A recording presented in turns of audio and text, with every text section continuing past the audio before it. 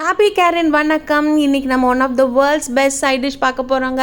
This side dish goes well with breakfast, lunch, dinner எதுவாக இருந்தாலும் நீங்கள் இதை தொட்டுட்டு சாப்பிட்லாம். அப்பப்போ வீக்கெண்டை நீங்கள் உங்கள் வீட்டில் இருக்கவங்கள இந்த மாதிரியெல்லாம் செஞ்சு அசத்துங்க. இதுக்கு தேவையான பொருட்கள்: ஒரு கேரட், ஒரு உருளைக்கிழங்கு, ஒரு 4 பீன்ஸு, ஒரு 3 பச்சை மிளகா, ஒரு தக்காளி, பெரிய தக்காளி எடுத்துருக்கேங்க. நீங்கள் பீன்ஸ், கேரட், உருளைக்கிழங்கு, வெள்ளை பூண்டு, தக்காளி எல்லாத்தையும் கட் பண்ணிவிட்டு பாசிப்பருப்பை அரை மணி நேரத்துலேருந்து 1 மணி நேரம் வரைக்கும் வாஷ் பண்ணி ஊற வச்சுருங்க.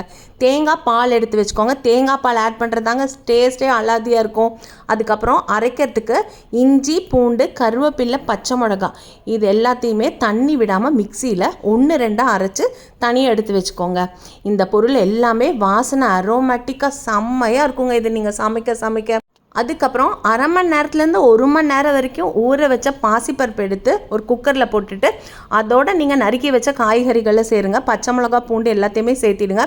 அப்போ தான் ஊறினா தான் அந்த பாசிப்பருப்பும் காயோட குக்கிங் டைம் சேமாக இருக்கும். அதுக்கப்புறம் ஒரு விசில் வச்சு எடுத்ததுக்கப்புறம் இப்படி இருக்கும். இதோட நீங்கள் தேவைக்கேற்ப உப்பு சேர்த்தி நல்லா கலந்து விட்டுட்டு மறுபடியும் நீங்கள் அடுப்பை ஆன் பண்ணிவிட்டு அரைச்சி வச்சுருக்க கருவேப்பிலை, இஞ்சி, பூண்டு, பச்சை மிளகாவோட விழுந்து இதோட சேர்த்தி இப்போ ஒரு வாசம் வரும் பாருங்கள், செம்மையாக இருக்குங்க.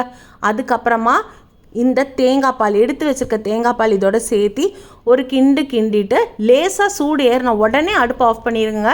தேங்காய் பால் ரொம்ப சூடாகக்கூடாது, கொதிக்கக்கூடாது, பார்த்துக்கோங்க. சூடு ஏறணும் ஆனால் அதனால் நல்லா மிக்ஸ் பண்ணி விட்டுட்டு ஒரு பவுலில் மாற்றிக்கோங்க. நம்ம சாப்பிட்ற ஃபுட்டு அந்த அவேர்னஸ், நம்ம பேலன்ஸ் டயட் எடுத்துக்கிறோமா, நம்ம சாப்பிட்ற ஃபுட்டில் மேக்ரோ நியூட்ரியன்ஸ், மைக்ரோ நியூட்ரியன்ஸ் எல்லாமே இருக்கா, அதாவது கார்ப்ஸ் இருக்கா, ப்ரோட்டீன் இருக்கா, vitamin, mineral, fibre and fat இருக்கா, அதில் வாட்டர் கண்டென்ட் இருக்கா, இந்த மாதிரி பார்த்து உங்களோட உணவு எடுத்துக்கோங்க. ஏன்னா நம்ம எல்லாத்துக்குமே நம்ம பாடிக்கு ஒரு நல்ல நரிஷ்மெண்ட் தேவை இல்லைங்களா, நம்மளோட இன்டர்னல் ஆர்கன்ஸ்க்கு. அப்போ ருசியாகவும் இருக்கணும், ஆரோக்கியமாகவும் இருக்கணும் இல்லைங்களா. அதனால இந்த மாதிரி ஒரு உணவை எடுத்துக்கோங்க. வீட்டில் இருக்கவங்க எல்லாத்துக்கிட்டையும் சொல்லுங்கள், I am giving you one of the world's best side dish today அப்படின்னு பெருமையாக சொல்லி கொடுங்க. சரியா? ரொம்ப நன்றி, வணக்கம்.